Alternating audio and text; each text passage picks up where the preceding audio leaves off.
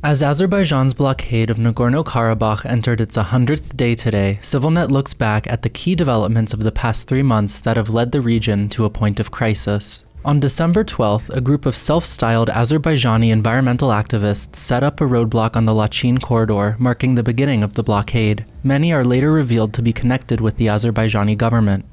On December 13th, Stepanakert says Baku has begun blocking the sole pipeline supplying natural gas to Nagorno-Karabakh, which runs from Armenia through areas ceded to Azerbaijan after the 2020 war. Nagorno-Karabakh's gas supply will be temporarily cut off at least 10 more times during the first 3 months of the blockade.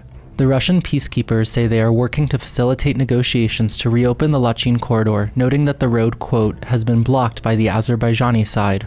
On December 14th, some schools in Nagorno-Karabakh closed temporarily due to energy shortages. Classes will be repeatedly suspended in Nagorno-Karabakh during the first 3 months of the blockade. On December 19th, the International Committee of the Red Cross completes its first medical evacuation of patients from Nagorno-Karabakh to Armenia.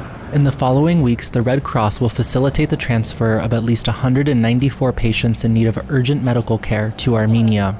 On December 25th, Nagorno-Karabakh residents gather in downtown Stepanakert to rally against the blockade. Nagorno-Karabakh Observer, an independent Twitter account, estimates attendance at 65 to 70,000, or roughly half of Nagorno-Karabakh's population. Throughout late December, rumors begin to spread of growing tensions between Nagorno-Karabakh President Araik Harutyunyan and State Minister Ruben Vartanyan, whom Harutyunyan appointed in November. Harutyunyan had granted Vartanyan significantly broader powers than previous state ministers enjoyed.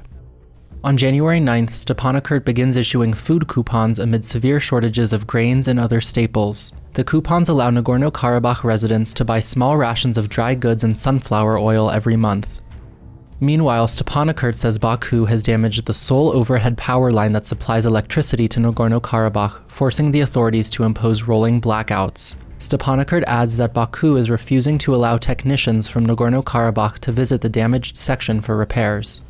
On February 22nd, the International Court of Justice orders Azerbaijan to, quote, take all measures at its disposal to ensure unimpeded movement of persons, vehicle, and cargo along the Lachin corridor in both directions. The ruling is legally binding, but the court has no enforcement powers. On February 23rd, Harutyunyan dismisses Vartanyan. Azerbaijani officials had repeatedly demanded that Vartanyan resign or be ousted as a prerequisite for direct talks.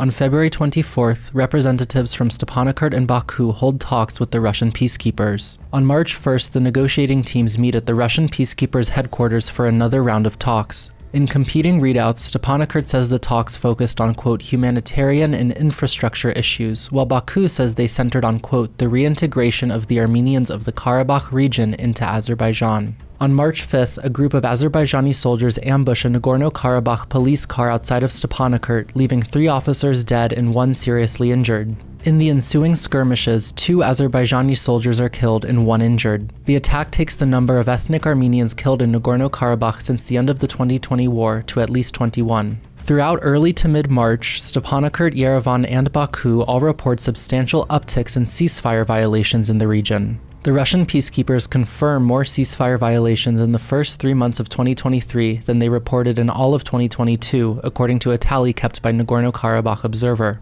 On March 21st, Azerbaijan's blockade stretched into its 100th day, with no end in sight.